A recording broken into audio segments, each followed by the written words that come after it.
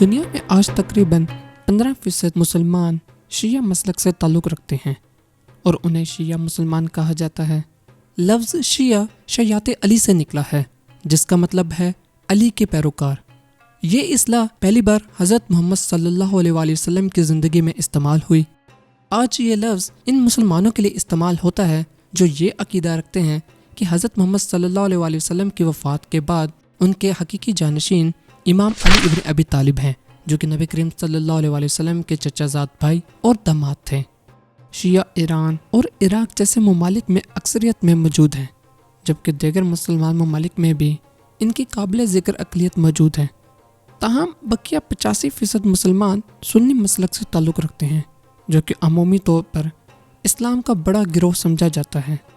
اس video میں ہم شیعہ اور سنی کے اختلافات کا مختصر سا جائزہ لیں گے اور شیعہ مسلک کی شاخیں اور یہ شاخیں کیسے وجود میں آئیں جس کی وجہ سے مزید تقسیمات ہوئی۔ آخر میں ہم شیعہ کے اس فرقے کے بارے میں جانیں گے جو حضرت علی کو خدا مانتا ہے۔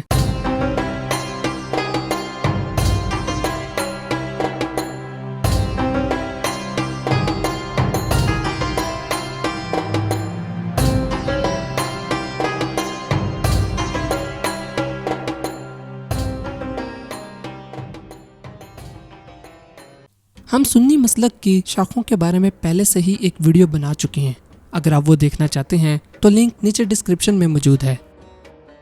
اسلامی روایات کے مطابق اسلام حضرت آدم علیہ السلام سے شروع ہوا اور اپنی موجودہ شکل میں اس وقت آیا جب حضرت محمد صلی اللہ علیہ وآلہ وسلم پر پہلی وحی نازل ہوئی۔ حضرت محمد صلی اللہ علیہ وآلہ وسلم جب تک مسلمانوں میں زندہ رہے، ان میں کسی قسم کا کوئی فرقہ پیدا نہ ہوا۔ آخری نبی حضرت محمد صلی اللہ علیہ وآلہ وسلم ایک مذہبی رہنما اور سیاسی رہنما دونوں تھے۔ جب آپ کا انتقال 632 میں ہوا تو آپ ایک وسیع سلطنت چھوڑ کر چلے گئے جو بیشتر عرب پر حکمرانی کرتی تھی۔ سنیوں کے مطابق حضرت محمد صلی اللہ علیہ وآلہ وسلم نے کوئی واضح جانشین مقرر نہیں کیا تھا، چونکہ آپ کے تمام بیٹے بچپن میں ہی وفات پا گئے تھے، اسی لیے خلافت کے مسئلے پر ایک بحران پیدا ہو گیا۔ شیعہ اور سنی کے درمیان اصل اختلاف سیاسی تھا، نہ کہ مذہبی۔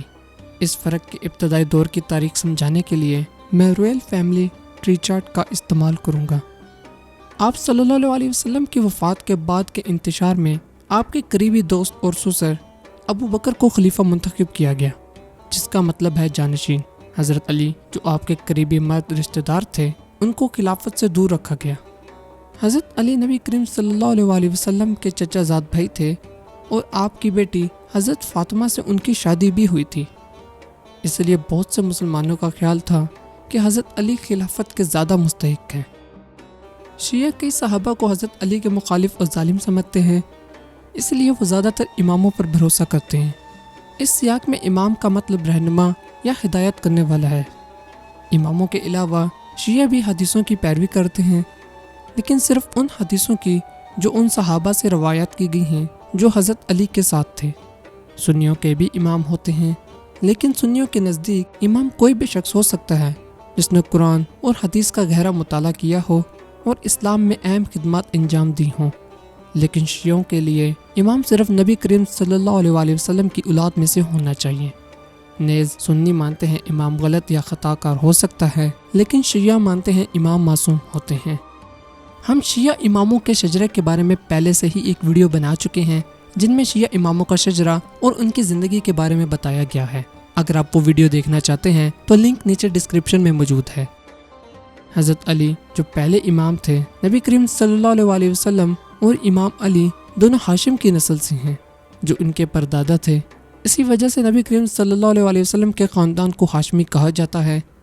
ان کی اولاد میں سے عرب کے دو بڑے خاندان بنو ہاشم اور بنو عباس تعلق رکھتے ہیں۔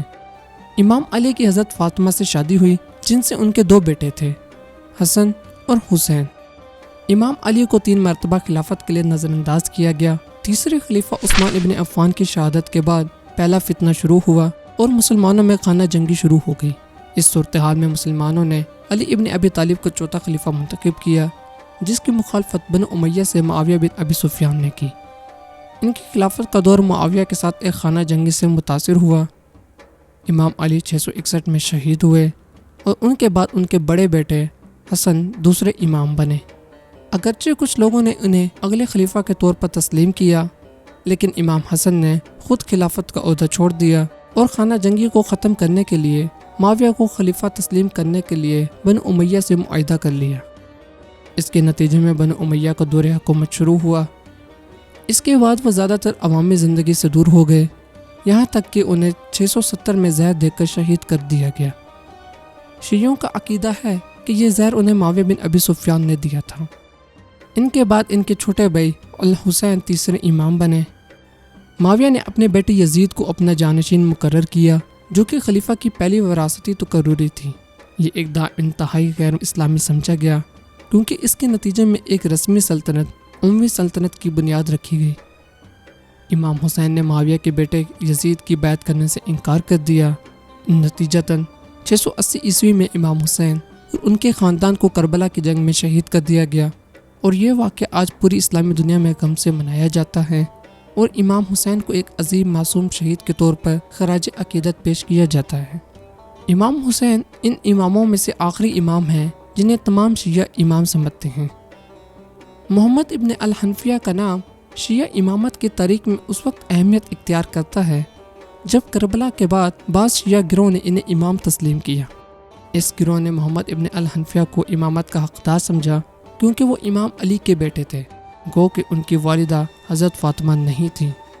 ان کے پیروکار یہ سمجھتے تھے کہ امامت صرف حضرت فاطمہ کی نسل تک محدود نہیں ہے، بلکہ امام علی کی دوسری اولادوں تک بھی جا سکتی ہیں۔ ان کا عقیدہ تھا کہ امام علی کے بعد امام حسن، پھر امام حسین اور آخر میں محمد بن الحنفیہ امام مقرر ہوئے ہیں۔ یہ گروہ کسانیہ کے نام سے جانا گیا۔ جب محمد بن الحنفیہ کی وفات ہوئی تو کسانیوں کی اکثریت نے ان کے بیٹے ابو ہاشم کو اگلا امام تسلیم کیا۔ ان کی وفات کے بعد شیعوں میں مزید تقسیمات ہو گئیں۔ اگرچہ کسانیوں کی تعداد کا درست اندازہ لگانا مشکل ہے، لیکن اموی دور کے آخر میں وہ امامیہ شیعوں یعنی اثنا عشریہ شیعوں سے زیادہ تعداد میں تھے، جو امام حسین کی نسل میں امامت کو مانتے تھے۔ کسانیہ فرقے کے مطابق محمد ابن الحنفیہ کسانیہ کے امام مہدی ہیں، اور وہ کوہ رضوی جو کہ مدینہ میں قریب ایک پہاڑی ہے میں پردہ غیبت میں چلے گئے ہیں، اور جب دنیا ناانصافی سے بھر جائے گی تو امام حنیفہ دنیا میں ظہور ہو کر لوگوں میں عدل و انصاف بھر دیں گے۔ کسانی فرقہ شیعہ اسلام کا پہلا فرقہ تھا جنہوں نے شیعہ فرقوں میں سب سے پہلے مختلف شیعہ نظریات مہیا کیے، پھر یہ نظریات مختلف شیعہ گروہوں نے بعد میں اپنانے شروع کر دیے۔ انہوں نے باغ فتح اور خلافت کو وجہ بنا کر پہلے 3 خلفائے راشدین پر تبرہ کرنا شروع کیا۔ اسلام میں سب سے پہلے کسی شخصیت یعنی امام حنیفہ کو بطور امام مہدی منتخب کیا، پھر امام مہدی کی غیبت کا تصور بھی اسی گروہ نے دیا۔ رجت اور ظہور امام مہدی کا تصور بھی فرقہ کسانیہ نے دیا، تاہم کسانی ایک فرقے کے طور پر زندہ نہ رہ سکا۔ کسانیوں کے برعکس دوسرے گروہ نے کربلا کی جنگ میں زندہ بچ جانے والے امام حسین کے بیٹے امام زین العابدین کو اپنا امام تسلیم کیا۔ اس مقام پر امام اکثریت میں سیاسی زندگی سے علیحدہ ہو گئے اور اپنی تعلیمات اپنے شاگردوں تک پہنچائی۔ امام زین العابدین کے بعد شیعہ 2 گروہ میں تقسیم ہو گئے۔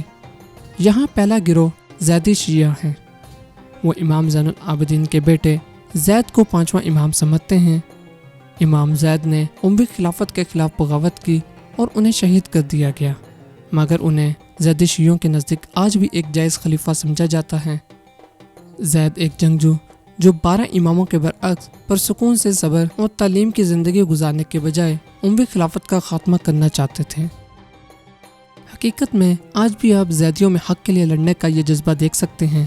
انہوں نے پوری اسلامی دنیا میں مختلف سلطنتیں قائم کی، بنیادی طور پر شمالی ایران، مراکش اور یمن جیسے علاقوں میں۔ وہ آج بھی یمن میں بڑی تعداد میں پائی جاتے ہیں۔ امام مہدی کے متعلق زیدیوں کا عقیدہ ہے کہ وہ ابھی پیدا نہیں ہوئے، بلکہ قرب قیامت ان کی پیدائش ہوگی اور پھر وہ ساری دنیا پر حکومت کریں گے۔ دوسرے شیعہ گروہ میں امام زین العابدین کے دوسرے بیٹے محمد الباقر کو 5واں امام سمجھا جاتا ہے۔ انہوں نے مدینہ میں ایک پرسکون زندگی گزاری اور 732 عیسوی میں وفات پائی۔ ان کے بعد ان کے بیٹے جعفر الصادق 6 امام بنے۔ امام جعفر اس وقت کے دوران زندہ رہے جب اقتدار اموی خاندان سے عباسی خاندان کی طرف منتقل ہوا۔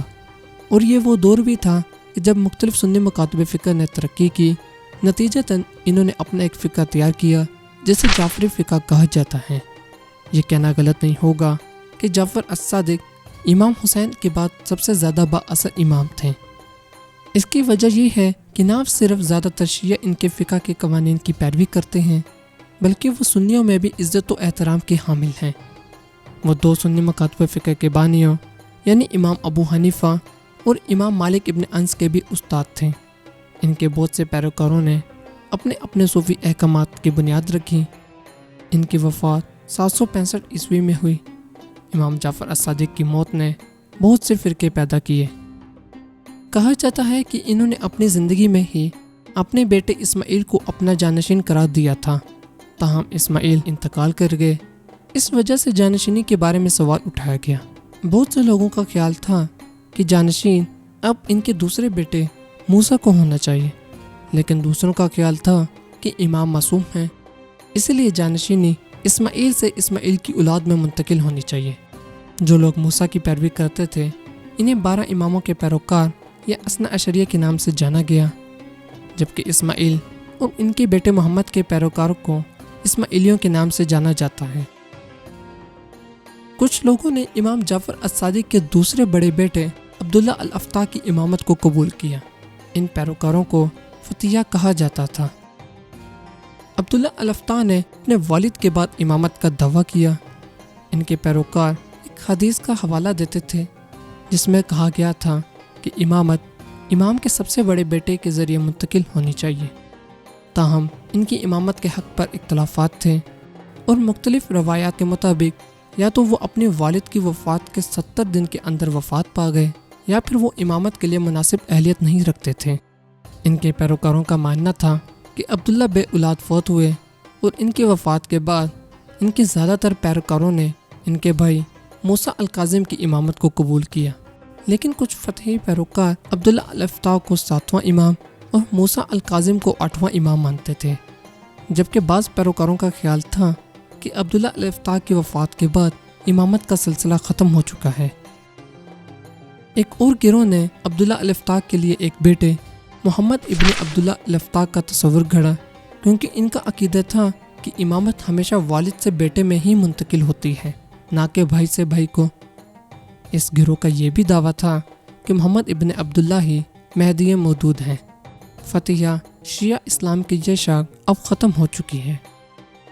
ایک قلیل تعداد نے امام جعفر الصادق کی ایک اور بیٹے محمد الدباج کی امامت کو قبول کیا، جنہوں نے عباسی خلیفہ مامون کے خلاف ایک ناکام بغاوت کی اور پھر اس کے بعد اپنی غلطی کا اقرار کرتے ہوئے امامت سے دستبردار ہو گئے۔ یہ گروہ سمیتیہ کہلایا۔ شیعہ اسلام کی یہ شاخ بھی اب ختم ہو چکی ہے۔ ایک اور گروہ یہ مانتا تھا کہ امام جعفر الصادق وفات نہیں پائے ہیں اور وہ مہدی کے طور پر دوبارہ ظاہر ہوں گے۔ ان کے کچھ پیروکاروں نے ان کے بیٹے اسماعیل کی امامت کو تسلیم کیا اور اسی وجہ سے اسماعیلی فرقے کی بنیاد رکھی۔ اسماعیلی ذرائع کے مطابق امام اسماعیل کا انتقال نہیں ہوا تھا، بلکہ وہ امام جعفر الصادق کی زندگی میں زندہ رہے تھے اور ان کی وفات کے بعد اگلے امام بنے تھے۔ انہوں نے 10 سال تک امامت کی۔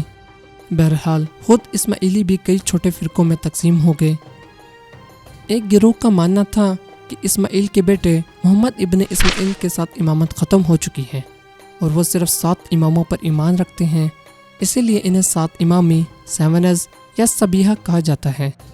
شیعہ اسلام کی یہ شاخ بھی ختم ہو چکی ہے۔ دوسرے گروہ کا دعویٰ تھا کہ اسماعیل کی کئی نسلیں امام بنیں، لیکن وہ عباسی خلافت کے خطرے کی وجہ سے پوشیدہ رہے۔ 765 سے 909 عیسوی تک ان چھپے ہوئے اماموں نے اپنے نمائندوں کے ذریعے پیغام رسانی کی، جنہیں دائی کہا جاتا تھا۔ دائی ایک خفیہ نیٹ ورک تشکیل دے رہا تھا جو اپنے مقصد کے لیے حمایتی تلاش کرنے کی کوشش کر رہا تھا اور اپنی تعلیمات اپنے پیروکاروں تک پہنچا رہا تھا۔ یہ صورتحال 909 عیسوی میں بدل گئی جب عبداللہ ابن الحسین نے خود کو مہدی قرار دیا۔ دائی بھی اس پر تقسیم ہو گئے۔ کچھ نے عبداللہ کو مہدی تسلیم کیا جبکہ بعض نے ان کا انکار کیا۔ اس کا انکار کرنے والوں میں حمدان کرامت نام کا ایک شخص بھی تھا، جس نے کرامتی فرقے کی بنیاد رکھی۔ کرامتی اپنی بغاوت کے لیے مشہور ہیں جو انہوں نے عباسی خلافت کے خلاف کی تھی۔ انہوں نے گوریلا حکمت عملی استعمال کی اور جنوبی عراق، مشرقی شام اور مشرقی عرب میں چھاپے مارے۔ کرامتیوں کو باطنی بھی کہا جاتا ہے۔ کرامتیوں کو زیادہ تر لوگوں نے ناپسند کیا کیونکہ انہوں نے 930 میں مکہ پر حملہ کیا اور مقدس حجر اسود کو بھی چرا لیا۔ اس عمل نے انہیں ایک بڑا ہدف بنا دیا اور وہ آہستہ آہستہ اس حد تک شکست کھا گئے یہاں تک کہ بالآخر یہ فرقہ مکمل طور پر تباہ ہو گیا۔ واپس عبداللہ المہدی کی طرف آتے ہیں۔ انہوں نے فاطمی خلافت کی بنیاد رکھی جنہوں نے شمالی افریقہ کے ایک بڑے حصے اور یہاں تک کہ مقدس شہروں مکہ، مدینہ اور یروشلم پر حکومت کی۔ انہوں نے 1094 تک خلیفہ ائمہ یعنی خلافت کے ساتھ اماموں کے طور پر حکومت کی۔ المستنصر باللہ 8ویں فاطمی خلیفہ اور امام جو 1094 میں وفات پا گئے، ان کے انتقال کے بعد جانشینی پر تنازع کھڑا ہو گیا۔ حکومتی نگران نے مستنصر کے چھوٹے بیٹے مستعلی باللہ کو تخت پر بٹھا دیا، تاہم ان کے بڑے بیٹے نزار المصطفیٰ نے اس فیصلے کو چیلنج کیا مگر شکست کھا کر قید میں وفات پا گئے۔ اس اختلاف کے نتیجے میں اسماعیلی فرقہ 2 شاخوں میں تقسیم ہو گیا، نزاری اور مستعلی۔ نزار کے پیروکاروں کو نزاری کہا جاتا ہے جبکہ المستعلی کے پیروکاروں کو مستعلی کہا جاتا ہے۔ ہم شیعہ نزاری اسماعیلی اماموں کے شجر نسب کے بارے میں بھی ایک ویڈیو بنا چکے ہیں جو امام علی سے شروع ہوتا ہوا آغا خان پنجم تک جاتا ہے۔ اگر آپ وہ ویڈیو دیکھنا چاہتے ہیں تو لنک نیچے ڈسکرپشن میں موجود ہے۔ نزاری 2 چیزوں کی وجہ سے مشہور ہیں۔ پہلے وہ حشاشین تھے جو نزاری فرقے کی پیروی کرتے تھے اور تربیت یافتہ قاتلوں کے گروہ کے طور پر کام کرتے تھے۔ یہ گروہ حسن صبا کی قیادت میں 11ویں صدی عیسوی میں وجود میں آیا، جو ایک ذہین دائی اور عسکری حکمت عملی کا ماہر تھا جو اپنے دشمنوں کے خلاف خفیہ حملے کرنے میں مہارت رکھتا تھا۔ دوسری چیز آغا خان ہے جو اس وقت نزاری اسماعیلی شیعوں کے امام ہیں۔ وہ دعویٰ کرتے ہیں کہ وہ فاطمی خلفاء کے جانشین ہیں اور اپنے پیروکاروں کی روحانی اور سماجی قیادت کرتے ہیں، پہلے آغا خان سے 5ویں اور موجودہ آغا خان پرنس رحیم الحسینی تک۔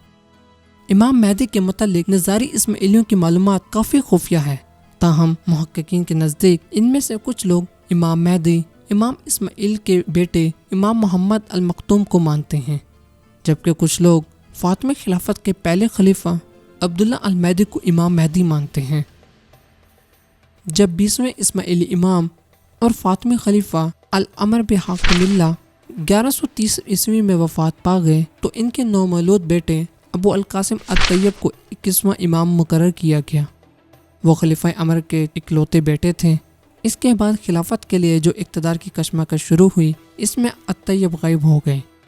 جدید مورخین کا کہنا ہے کہ وہ یا تو مارے گئے یا خفیہ طور پر قتل کر دیے گئے۔ 1132 میں ان کے چچا الحافظ نے خود کو خلیفہ اور امام قرار دیا۔ یمنی اسماعیلیوں نے الحافظ کی خلافت کو مسترد کر دیا اور الطیب کے حق کو تسلیم کیا، یعنی یہ اختلاف مستعلی اسماعیلی شیعوں کی 2 شاخ کی بنیاد بنا، حافظی فرقہ اور طیبی فرقہ۔ حافظی فرقہ جو اسماعیلی امام الحافظ کی پیروی کرتا تھا اور طیبی فرقہ جو اسماعیلی امام الطیب کو مانتا تھا۔ طیبی عقیدے کے مطابق امام الطیب کو قہرہ سے بچا کر چھپایا گیا اور وہ ان کے بعد تمام طیبی امام غیبت میں چلے گئے۔ ان کی غیر موجودگی میں طیبی کمیونٹی کی قیادت ایک خاص نمائندہ جسے دائی مطلق کہا جاتا ہے وہ کرتا تھا۔ دائی مطلق کو امام کی طرف سے مکمل اختیارات دیے گئے اور اس کو سیاسی سرگرمیوں سے آزاد کر دیا گیا۔ اس نظام کے تحت دعوت کا کام جاری رہا اور اسی بنیاد پر طیبی فرقہ آج بھی قائم ہے، جبکہ دوسری شاخ حافظی مکمل طور پر ختم ہو چکی ہے۔ مستعلی اسماعیلی بعد میں بوہرا شیعہ کے نام سے مشہور ہوئے۔ بوہرا زیادہ تر بہارت، یمن اور ان کی خاطر خواہ آبادی پاکستان میں بھی موجود ہے۔ یہ بوہرا فرقہ مزید بہت سارے فرقوں میں بھی تقسیم ہو چکا ہے۔ یمن کے بوہرا سلیمانی بوہرا کہلاتے ہیں، ان کا علیحدہ دائی مطلق ہے، جبکہ ہندوستان کے بوہرا داؤدی بوہرا اور علوی بوہرا 2 گروہ میں تقسیم ہے اور دونوں کے علیحدہ سے دائی المطلق ہیں۔ اس طرح داؤدی بوہرا مزید 2 گروہ یعنی مفضل سیف الدین گروپ اور خزیمہ قطب الدین گروپ میں تقسیم ہے۔ بورا کا امام مہدی کا عقیدہ یہ ہے کہ ان کے 20ویں امام طیب صرف 2.5 سال کی عمر میں پردہ غیبت میں چلے گئے. اب وہ دعی مطلق کے ذریعے اپنا فرقہ چلا رہے ہیں. ان کا عقیدہ یہ ہے کہ امام طیب ایک دن واپس مہدی بن کر آئیں گے اور زمین کو عدل و انصاف سے بھر دیں گے. چلیے اب واپس امام جعفر الصادق کی طرف آتے ہیں. یاد رہے کہ ان کی وفات پر ان کے زیادہ تر پیروکاروں نے ان کے بیٹے موسیٰ الکاظم کی امامت کو قبول کیا تھا. امام موسیٰ نے طویل عرصہ بغداد میں قید میں گزارا. امام موسیٰ الکاظم کی وفات کے بعد ایک گروہ نے کہا کہ امام فوت نہیں ہوئے بلکہ توقف کیا ہے یا وقف کیا ہے. وہ پردہ غیبت میں چلے گئے ہیں اور وہ زندہ ہیں. یہ گروہ وقفیہ کہلایا. ان کا ماننا تھا کہ موسیٰ الکاظم مہدی مودود ہیں. ایک دن ان کا بطور مہدی واپس ظہور ہوگا اور وہ اس دنیا کو عدل و انصاف سے بھر دیں گے. اس کے برعکس دوسرے گروہ نے امام موسیٰ کے بیٹے امام علی رضا کو اگلا امام تسلیم کیا. یہ گروپ بعد میں اثنا عشریہ کہلایا. وقفیہ اور اثنا عشریہ کے درمیان رقابت اتنی بڑھ گئی تھی کہ دونوں نے ایک دوسرے کے پیچھے نماز پڑھنا تک حرام قرار دے دیا تھا. تاہم آنے والے دنوں میں وقفیہ فرقہ آہستہ آہستہ ختم ہو گیا. امام علی رضا کی وفات کے بعد اگلے 3 اماموں نے عباسیوں کے ساتھ مختلف درجات کے تعلقات کے ساتھ کافی پرسکون زندگی گزاری. 874 عیسوی میں امام حسن العسکری کی وفات پر 12 امامی یعنی اثنا عشریہ کے پیروکاروں کو ایک اور جانشینی کا بحران پیش آیا.